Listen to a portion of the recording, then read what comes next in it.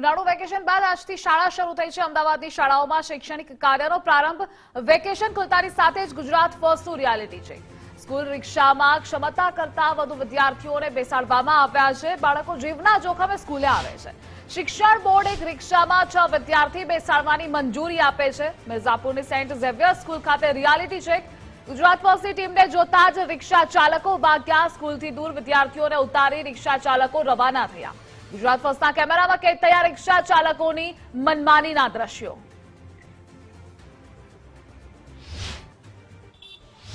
રાજ્યમાં ઉનાળા વેકેશન બાદ આજથી વિધિવત રીતે શાળાઓની જે છે તે શરૂઆત થઈ ચૂકી છે।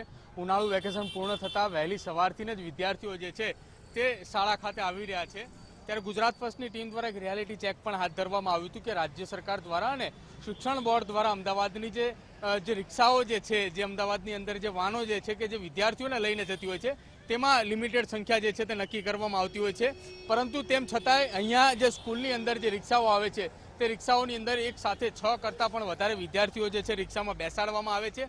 આ પ્રકારનું રિયાલિટી ચેકની અંદર જે છે તે સામે આવ્યું હતું અને આ સાથે જ્યારે ગુજરાત ફર્સ્ટની ટીમ અહીંયા રિયાલિટી ચેક માટે પહોંચી ત્યારે સ્કૂલની અંદર જે રિક્ષા ચાલકો અને જે વાહનો અહીંયા વિદ્યાર્થીઓને લઈને આવે છે તે સ્કૂલથી લગભગ 200 મીટર દૂર જે છે તે વિદ્યાર્થીઓને ઉતારતા હોય તેવા દ્રશ્યો જે છે તે ગુજરાત ફર્સ્ટના કેમેરામાં કેદ થયા છે। આ સાથે બીજી તરફ અહીંયા જે તમામ વાલીઓ જે છે તે એક બાદ એક અહીંયા પોતાના વિદ્યાર્થીઓને મૂકવા માટે આવી રહ્યા છે। હું એ તરફના પણ દ્રશ્ય આપને બતાવીશ કે અહીંથી દૂર 200 મીટર જેટલો રસ્તો છે ત્યાં સુધી વિદ્યાર્થીઓને જે છે તે ઉતારીને ત્યાંથી જતા રહેવામાં આવે છે, કેમ કે અહીંયા ગુજરાત ફર્સ્ટની ટીમ દ્વારા જે છે તે અહીંયા રિયાલિટી ચેક હાથ ધરવામાં આવ્યું છે અને આ રિયાલિટી ચેકની અંદર એ માહિતીઓ સામે આવી છે કે સ્કૂલ રિક્ષાની અંદર જે 6 વિદ્યાર્થીઓની પરમિશન જે આપવામાં આવી છે તેની જગ્યાએ 8 અને 9 વિદ્યાર્થીઓ જે છે તે બેસાડવામાં આવે છે અને તેની સામે જ્યારે ઇકો કારની અંદર 8 વિદ્યાર્થીઓને પરમિશન જે આપવામાં આવી છે અને સાથે કહેવામાં આવ્યું છે કે સીએનજી કીટની ઉપર ના બેસાડવામાં આવે, પરંતુ તેમ છતાંય તેના ઉપર બેસાડવામાં આવ્યા છે અને આ કેમેરાની અંદર વિઝ્યુઅલ કેદ ના થાય અને અહીંથી બચવા માટે તેઓ